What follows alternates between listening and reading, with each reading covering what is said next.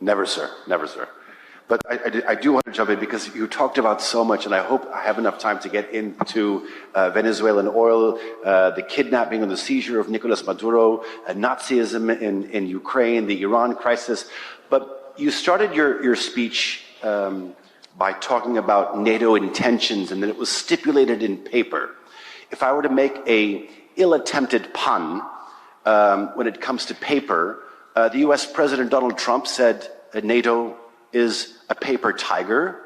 Once again this week, he has threatened to pull out of the North American Treaty Organization, citing that his European allies did not support his war on Iran. You, sir, have been predicting this fracture within NATO for decades. My question to you, sir, if you may permit, is that whether you think that a NATO in crisis, one that is perhaps unpredictable, one that is perhaps weakened, one that is threatening to abandon its allies, may actually be more dangerous to Russia than a more stable NATO.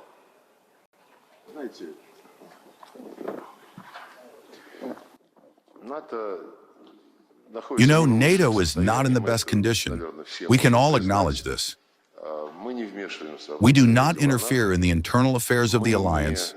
We do not run around the territories of the member countries. Neither our ambassadors nor our other representatives who, in current conditions, find themselves in European countries that are members of NATO. And we do not do what they do. We do not ape them.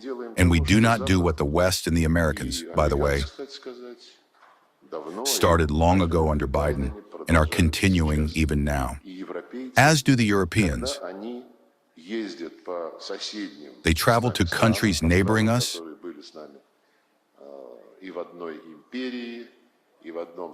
to those that were with us in both one empire and in the Soviet Union, which are allies of the Russian Federation under a whole series of treaties in the spheres of economy, defense, security, law enforcement, customs, and so on.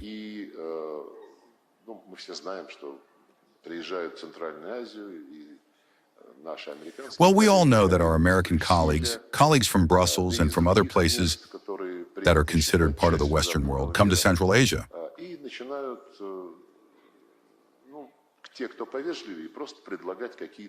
Well, those who are more polite simply begin to offer some projects that clearly come into conflict with those schemes and norms that exist.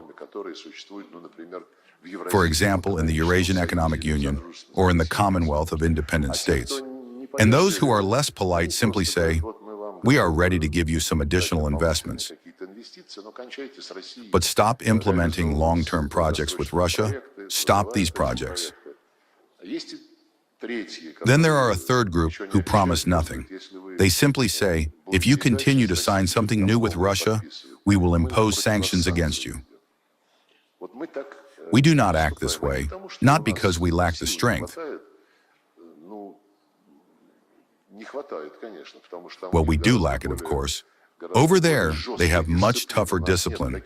We do not have such requirements for our allies that they all say, yes, sir, or yes, comrade. Yes, this is all done differently, simply because, well, we are not accustomed to driving people by force into any associations. We are accustomed to always seeking a balance of interests. As it turns out, in NATO, returning to your question, the balance of interest rested on only one thing. The Americans want to command everyone. For God's sake, we are not against it. Let them just pay for everything. While we live prosperously, the well-being of our citizens grows, and Russia provides cheap gas. This was, as it were, the basis of the agreement. Well then, the United States, for whatever reasons, decided that they were spending too much on Europe,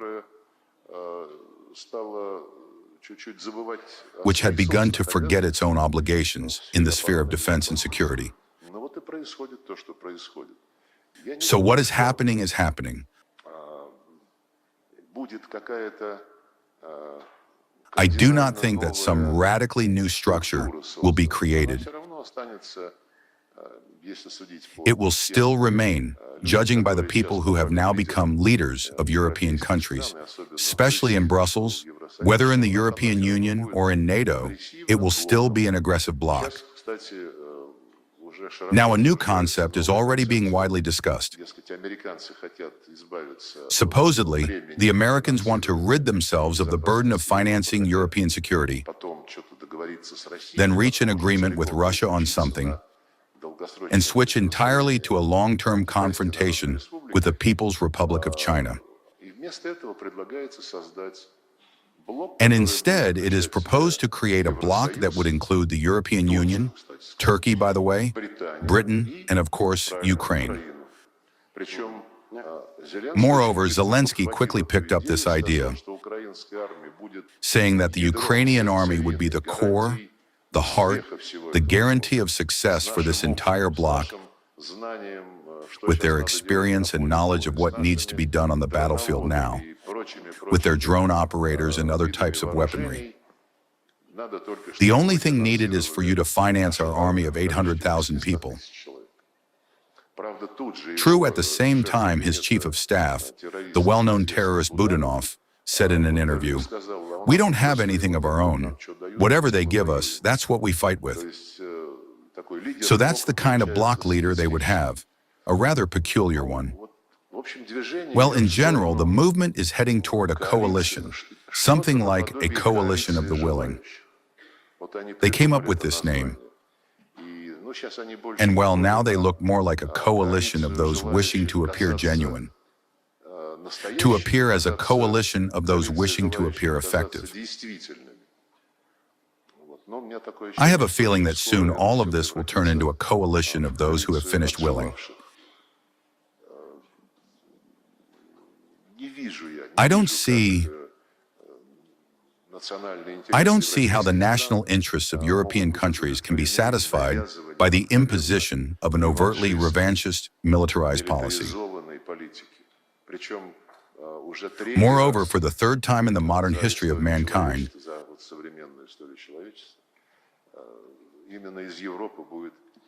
global threats will emanate specifically from Europe.